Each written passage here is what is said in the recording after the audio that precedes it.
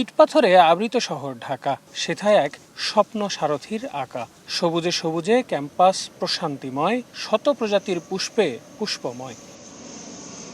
Milestone school and কলেজের হায়দার আলী ভবনের ঠিক পাশে থাকা সাইনবোর্ডের লেখা সত্যি প্রমাণ করতেই যেন পোড়া গাছেও দেখা মিলল ফুল। দুর্ঘটনার সপ্তাহ পেরিয়ে ধীরে ধীরে স্বাভাবিক হচ্ছে স্কুল প্রাঙ্গণ। স্বাভাবিক হওয়ার প্রস্তুতির মাঝেও দুর্ঘটনার ভয়াবহতা এবং শিক্ষার্থী সহকর্মীদের হারানোর শোক তাড়া করে ফিরছে শিক্ষা প্রতিষ্ঠানের কর্মীদের। সবাইকে হেল্প করতো, বাচ্চারা আসলে ওদেরকে সামনে আগায় দিত, গার্ডিয়ানদের কাছে দিত, অনেক ভালো ছিল। আমাদের কাছে অনেক খারাপ লাগে, মনে হয় যে ওই ঘটনা আবার আমরা চোখের সামনে ভেসে আসতেছে এরকম।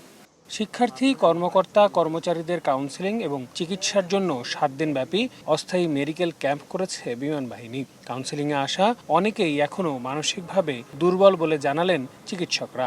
আল্লাহ রক্ষা করছে, ওর 2টা ক্লাস ফ্রেন্ড চলে গেছে, আল্লাহ ব্যস্ত নসিব করুক ওদের। তো এই ছেলেটা আসলে মানসিকভাবে ভয় পাচ্ছে। তাদেরকে আমি অনেক মিস করি।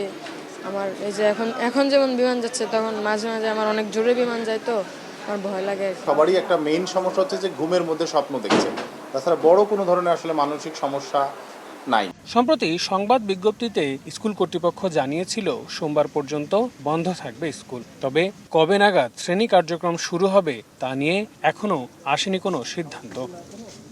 মর্মান্তিক সেই দুর্ঘটনার 7 দিন পেরিয়ে গেলেও এখনও পোড়া গন্ধ কাটেনি এই জায়গা থেকে।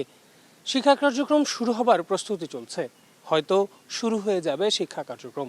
তবে সেই প্রাণোজ্জ্বল শিক্ষা কার্যক্রম যে পূর্ণদমে চালানো সম্ভব হবে না তা কিন্তু বলাই যায়। আল আমিন তুষার, সময় সংবাদ, ঢাকা।